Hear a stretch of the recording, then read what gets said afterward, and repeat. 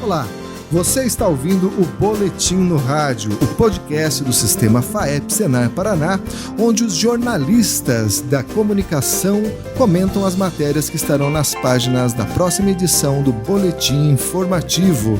Essa revista semanal, Boletim Informativo, ela sempre traz matérias aí de peso sobre o agronegócio paranaense que estão orientando aí o agricultor e o pecuarista do nosso estado. Eu vou falar aqui da edição número 1492 do Boletim Informativo. Eu sou André Amorim e hoje na minha bancada, na bancada do nosso podcast, nós temos aqui o Felipe Aníbal. Salve, salve André, salve você que nos ouve. E a nossa querida Bruna Miller Fioroni. Agora você acertou.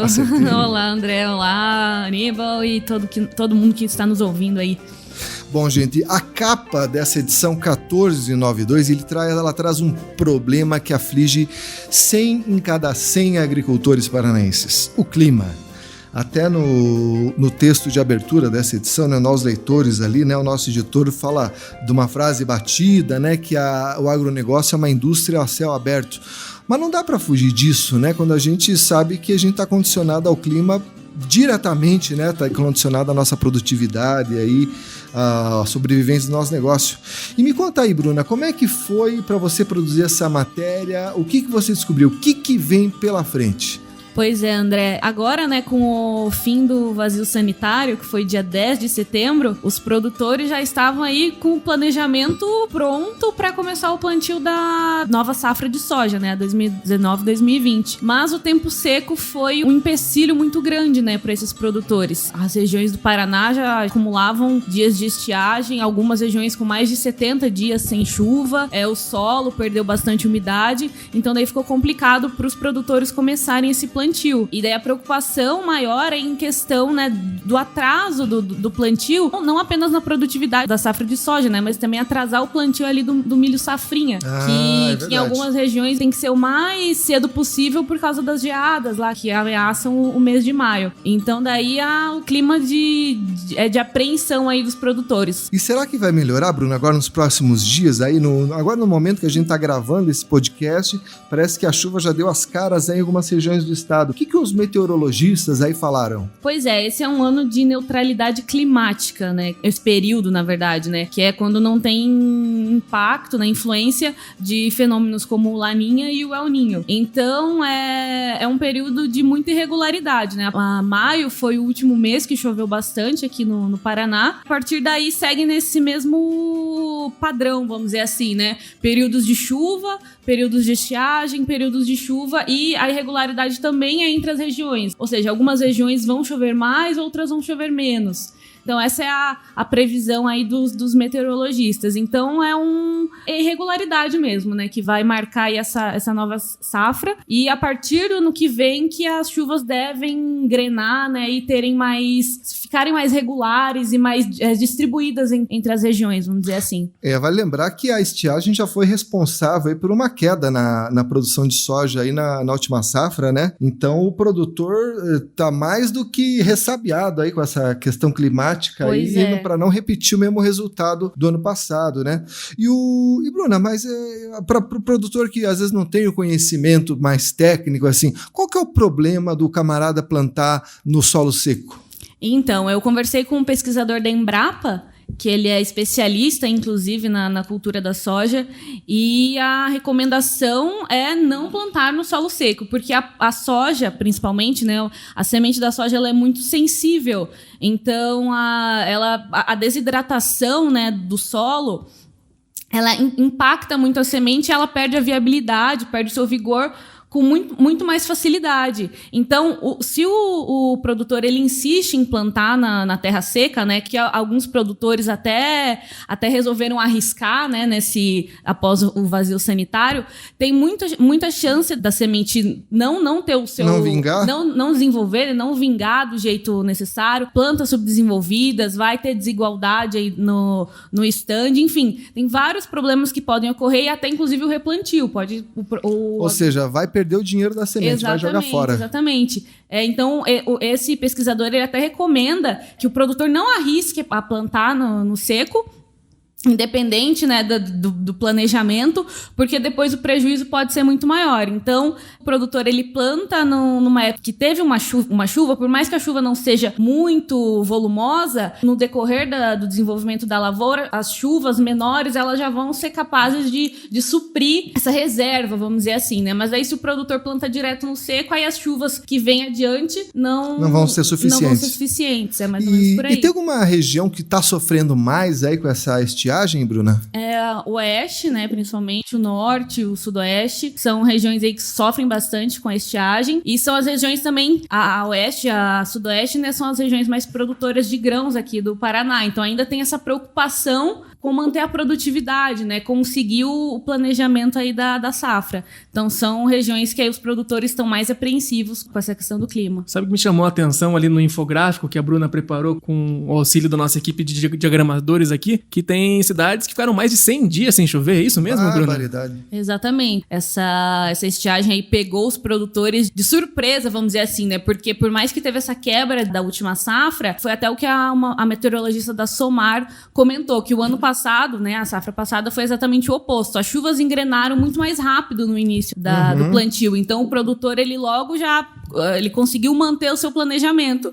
E esse ano foi tá acontecendo o oposto, né? E as previsões também apontam para que continue assim. Então, daí o produtor fica nessa expectativa de chuva que não vinha, né? Mas agora aí vamos esperar que venha, né? Porque as previsões apontam que esse fim de setembro aí vai melhorar a situação e é o momento dos produtores aproveitarem, né, essa janela de chuva para jogarem a semente aí na terra. Porque daí a previsão também é que venham novos períodos de seca, né? Ou seja, na safra passada, a seca veio no final da temporada. E essa temporada a seca veio no começo, aí no plantio.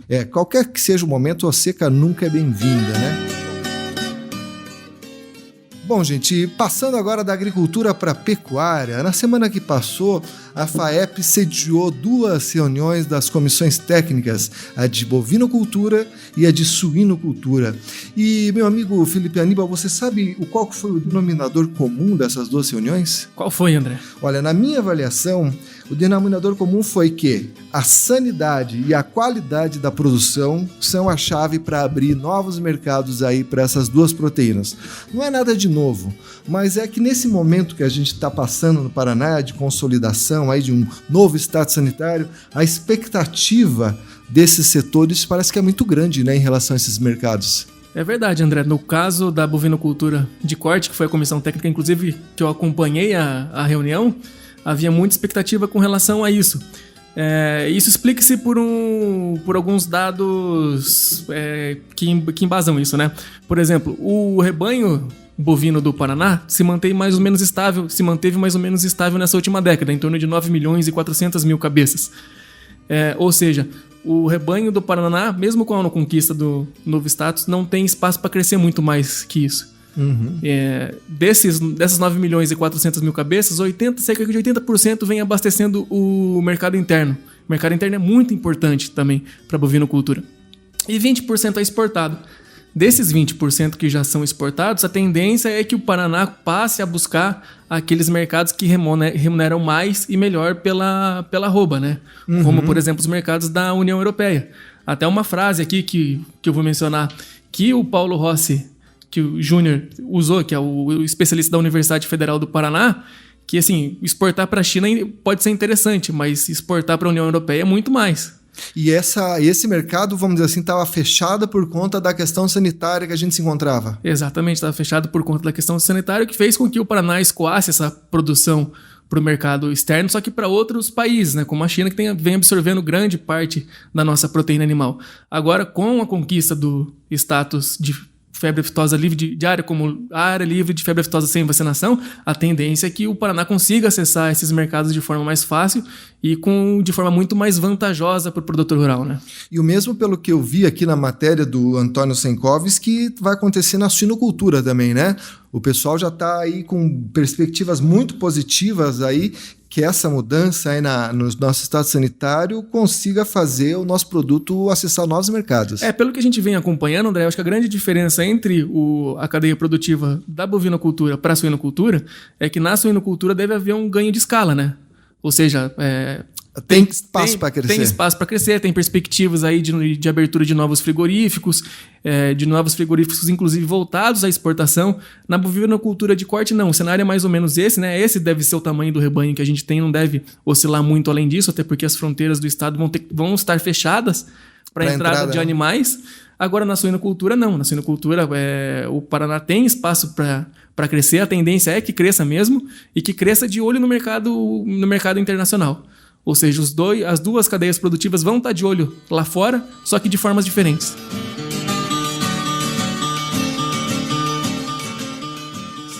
Maravilha! E conta uma coisa para mim, ô Felipe Aníbal. Você sabe o que vai muito bem para acompanhar uma carne de suíno ou até mesmo uma carne de bovino, assim, mal passada?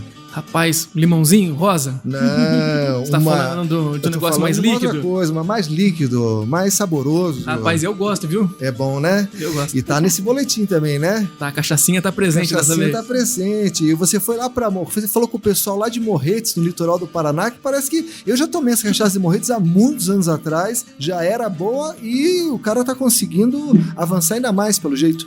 Pois é, André, Morretes é um polo cachaceiro e não é de agora, né? A gente até conta a história nessa matéria do boletim informativo que a tradição de Morretes na produção de cachaça remonta ao século XVIII. Olha aí, ó. Quando Dom Pedro II passou pelo Paraná, ele visitou um alambique. A gente não sabe se ele tomou uma cachaçinha, mas muito provavelmente deve ter tomado, né? Se não tomou... Às vezes até por educação, né? Mas se não tomou, perdeu a oportunidade também. Mas assim, dando prosseguimento à nossa prosa aqui, Morretes é um polo produtor de cachaça, um dos mais importantes do país, né? A densidade cachaceira de Morretes, ou seja, a quantidade de alambiques por habitantes, é uma das maiores do país. Olha aí, rapaz. E agora, com a parceria do Sebrae e do Senar do Paraná, desenvolveu esse polo produtor, os produtores ali, né? Incentivando inclusive a formalização. Uhum. E a gente tem tido alguns exemplos muito positivos. Eu conversei com 2 desses produtores que estão apostando firme em qualidade.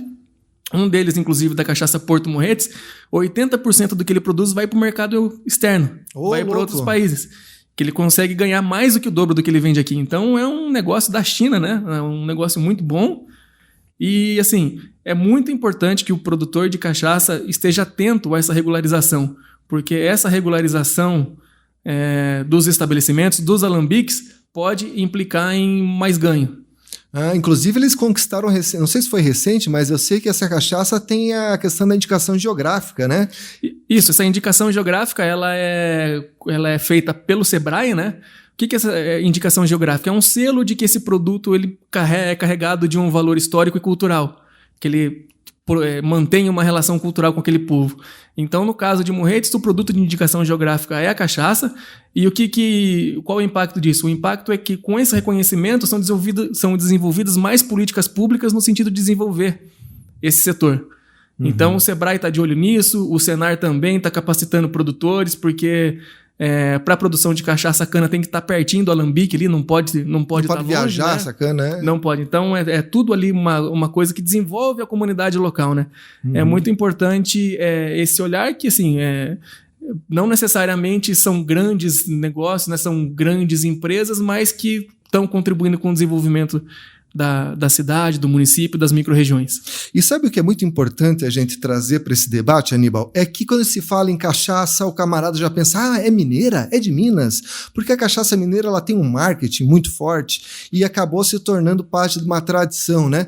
Mas a gente tem que considerar que o Paraná tem cachaça não só tão boa quanto superior a algumas encontradas em Minas Gerais ou em outros estados famosos aí, né? Mas excelente a sua observação, André. Excelente. O que o Sebrae e o Senar estão tentando fazer isso, né? Agregar um valor maior à cachaça do Paraná por meio dessas ações, dessas políticas de marketing também, né? E, assim, a cachaça do Paraná, aqui na nossa matéria, a gente recebeu prêmios internacionais, prêmios que deixando para trás, inclusive, cachaças mineiras.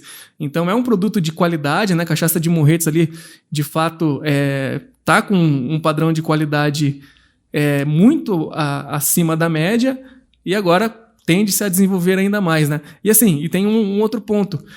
O que o Sebrae e o Senar estão tentando fazer com a cachaça, que a cachaça passe por um processo semelhante ao que passou a cerveja artesanal e o vinho. Deixe de ser um produto de segunda marginal, um produto assim? Marginal, você vai tomar uma cachaça, assim, como se fosse um produto de pobre, entre aspas, não. Para ser um produto que você vai degustar, um produto premium, né? Que você vai degustar ali com uma boa carne, com uma boa massa, com uma comida diferente e tal. Então, a tendência é que siga por esse caminho. Maravilha! Bem, nós estamos ficando por aqui. Nessa edição 1492 do Boletim Informativo, você ainda tem matéria sobre programa agrinho, você tem a coluna Memória do Campo, tem uma outra matéria sobre a reciclagem de embalagens de agroquímicos, ou seja, tem uma edição completa esperando para você, ou na sua casa, se você recebe pelo correio, ou então no nosso site www.sistemafaep.org.br. Vale lembrar que nesse endereço você também consegue ouvir outras edições desse podcast. E também tem lá o link para as nossas redes sociais. É isso aí, meus amigos. A edição desse programa é de Lucas Silva, a coordenação de comunicação é de Carlos Guimarães. Um grande abraço e até semana que vem.